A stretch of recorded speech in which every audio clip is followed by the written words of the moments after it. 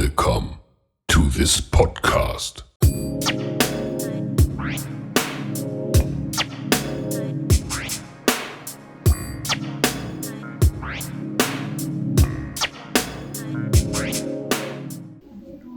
Dragi gledatelji, dobar dan i dobrodošli u treći podcast Osnovne škole Slatine. Naziva Glas Slatine daleko se čuje. Zadovoljstvo nam je danas ugostiti članice našeg Erasmus tima, te pozdravljam ravnateljicu škole Željku Ninčević i nastavnicu matematike i fizike Anu Vukadinović. Dobrodošli u naš podcast. Hvala lijepo.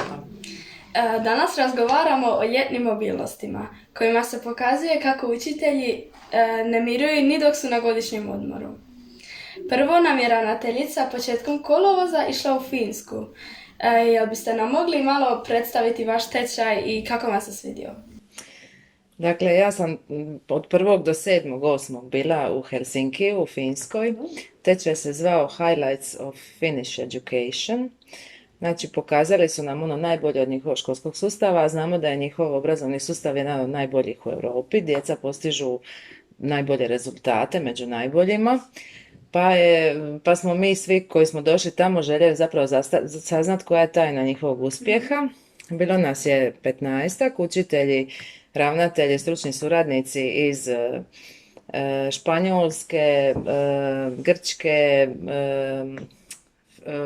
bilo je i dvoje iz Finske, bilo je sa Malte učitelja, iz Poljske, Češke, Njemačke.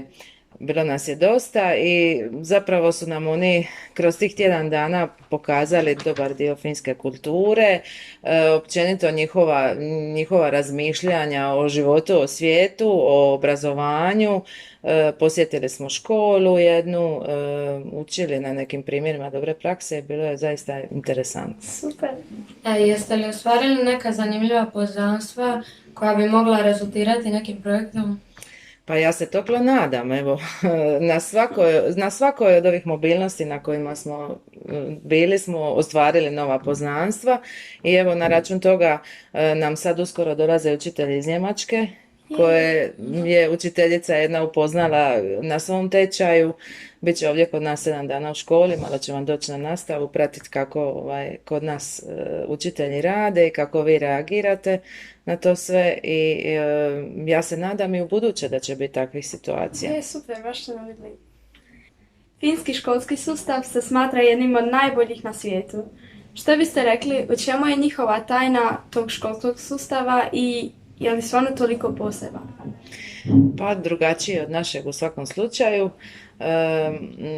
Glavna nekakva odlika finskog društva je povjerenje, mislim da to u Hrvatskoj nemamo.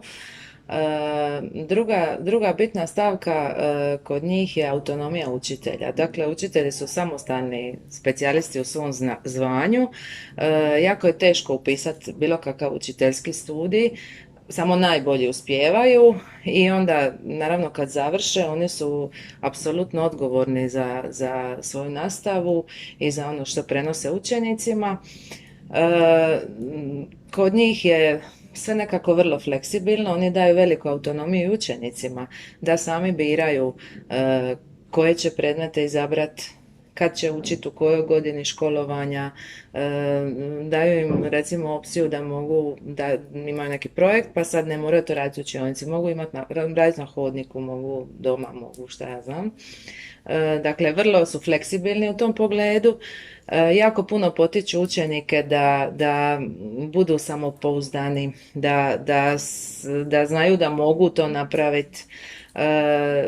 Kod njih je poznata nekakva kao izreka, ili si uspio ili imaš još za naučiti. A sve u nekakvom pozitivnom smislu.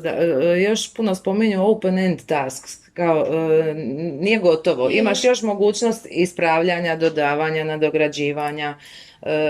Uglavnom u većini predmeta rade na taj način.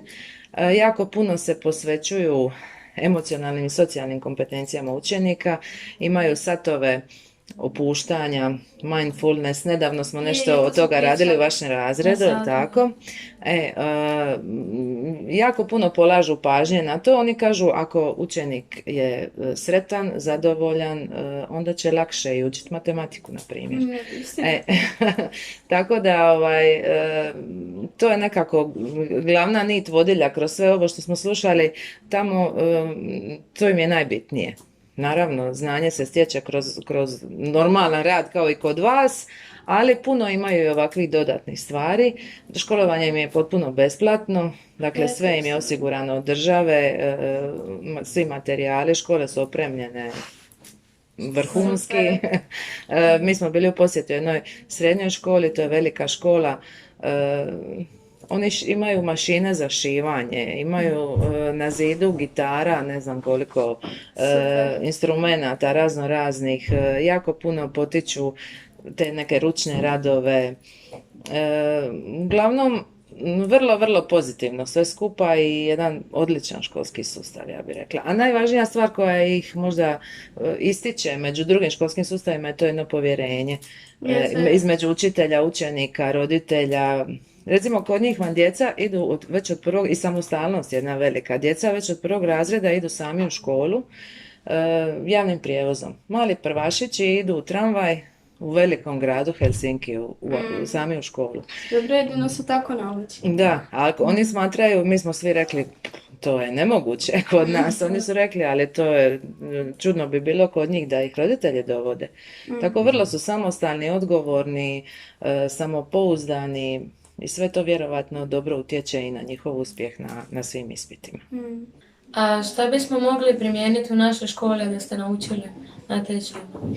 Pa evo ja bih rekla da bi mogli malo na satovima razrednika ove satove opuštanja, taj pristup, jedan pozitivna pedagogija, mindfulness i takve neke situacije koje su oni opisali nam.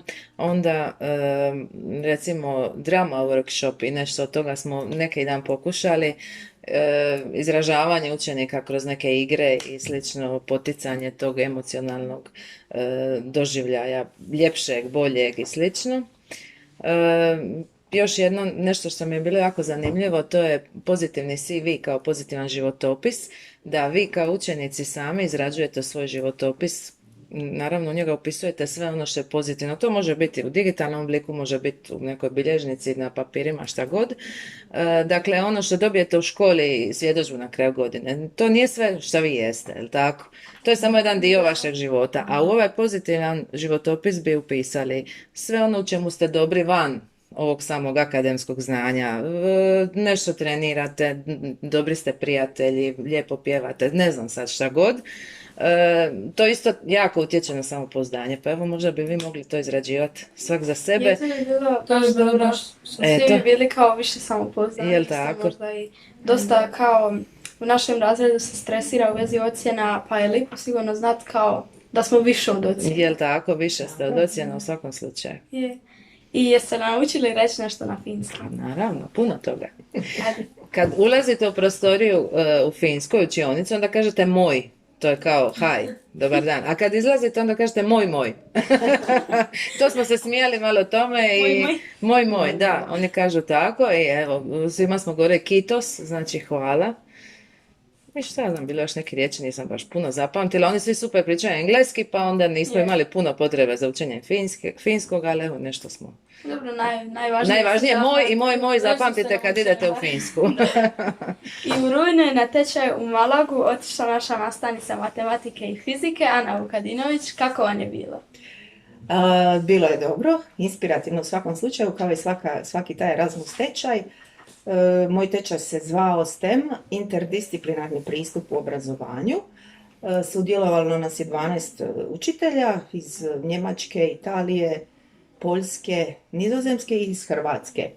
Osim mene još su sudjelovale 3 učiteljice iz Hrvatske, što je bilo iznenađenje, jer kad izaberete tečaj ne znate ko će sudjelovati kad dođete tamo. Tako da su bile 3 još, 2 čak iz Splita.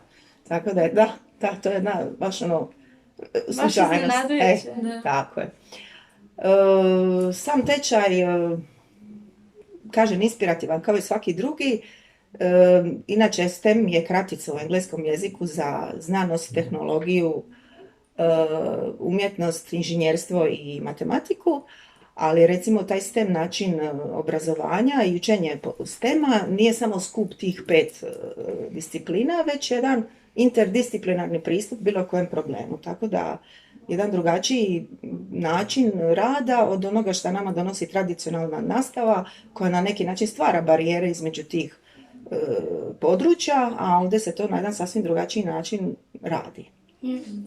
Kako ste doživjeli Malagu i sam tečaj? Malaga je jedan lijepi, šarmantni mediteranski gradić. To je grad Pabla Picassa i sunca, kako Malagezi se vole pohvaliti. Pablo Picasso je tamo rođen, a grad je sunca jer se zaista nalazi na dijelu španjolske obale koji se zove Costa del Sol, sunčana obala, jer imaju vrlo veliki broj, pa skoro 300 sunčanih dana u godini.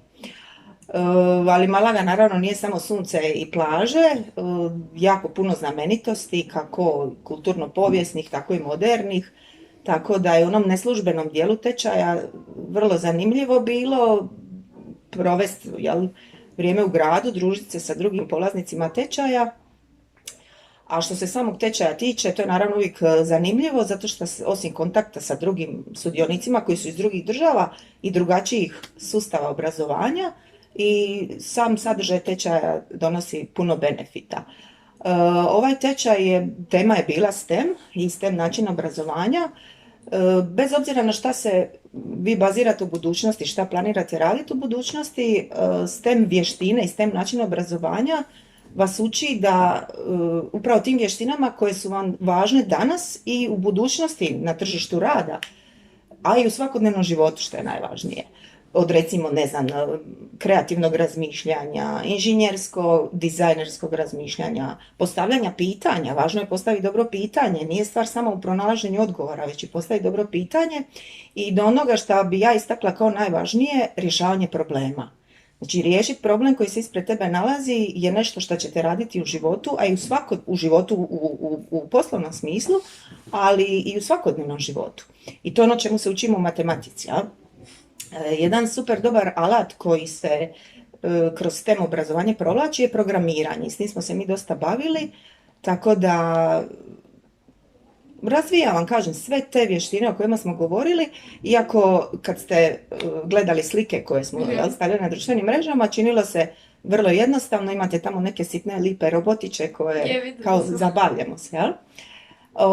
Mi smo programirali nekoliko vrsta tih malih edukativnih robota, od kojih bi ja istakla recimo Lego edukativne pakete, u kojima se nalazi osim klasičnih Lego kockica, imate različite senzore, motore koji pokreću to što vi skreirate.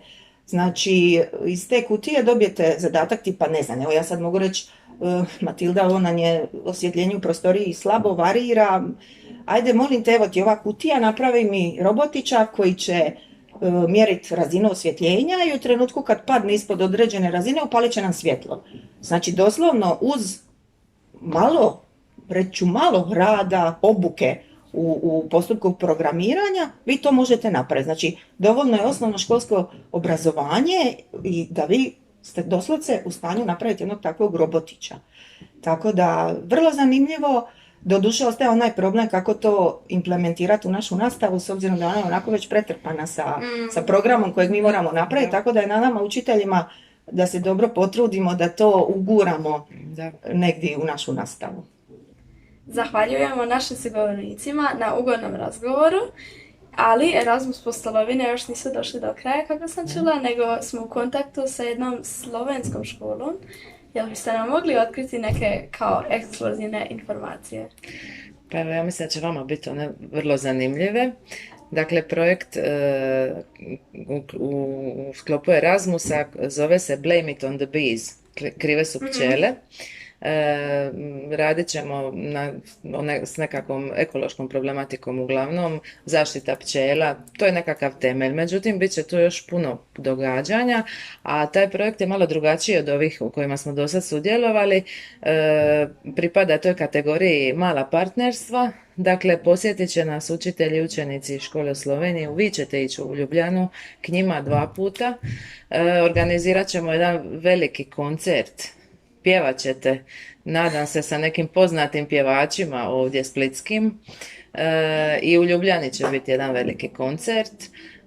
Tako da mislim da će ta suradnja biti odlična. Sad pred kraj 10. mjeseca nam dolaze učitelji samo iz Slovenije na prve nekakve dogovore da sve isplaniramo kako treba, a onda u sljedećoj školskoj godini ćete i vi malo putovati. Evo, po prvi put kroz Erasmus ćete i vi imati priliku malo posjetiti neku drugu zemlju, upoznati se s drugim učenicima, razmijeniti iskustva, naučiti nešto novo. Mislim da će vam to biti super. Super, zvuči prezanimljivo. A jel ove godine isto planirate ići opet negdje? Tako podržavamo drugim. Pa, dakle, ove godine mislim da za nas više nema mobilnosti ove godine, a za Sloveniju sljedeće godine će biti tako. Umeđu vremenu još budemo nešto pisali. Vidjet ćemo koliko ćemo, imamo već puno toga se događa, ne možemo sve stići, malo je nas, malo je vas. Slovenci nam recimo dovode jednom prigodom 90 učenika. A gdje s njima? A vas je sve skupa. Da u školu. Tako da nadam se da će to sve biti dobro, da ćemo ju ugostiti kako treba i bit će još toga sigurno. Evo, mi ćemo raditi na tome da i vas šta više uključimo, da i vi putujete i posjetite druge škole i evo sad nam je ova situacija epidemiološka dobra, nadam se da će to tako se i nastaviti pa ćemo moći u buduće bez ikakvih ograničenja putovati. I za kraj, pitanje za obje, kako doživljavate Erasmus projekte? Nama se ovako čini kao puno posla, ali kao jako korisno i zabavno iskustvo. Pa upravo tako. Jako korisno, jako inspirativno, sve sami niz superlativa. Ja se sjećam kad smo mi kretali u naš prvi Erasmus projekt, to je bilo nešto novo za nas i onako, hoću li ja to, mogu li ja to, pa kako ćemo ovo, i pustiš se u to, kreneš. Ja sam sad već bila na 3. tečaju i uživam svaki put i stvarno puno benefita donosi za nastavu, za mene kao osobu, razvoju, tako da sve sami superlativi.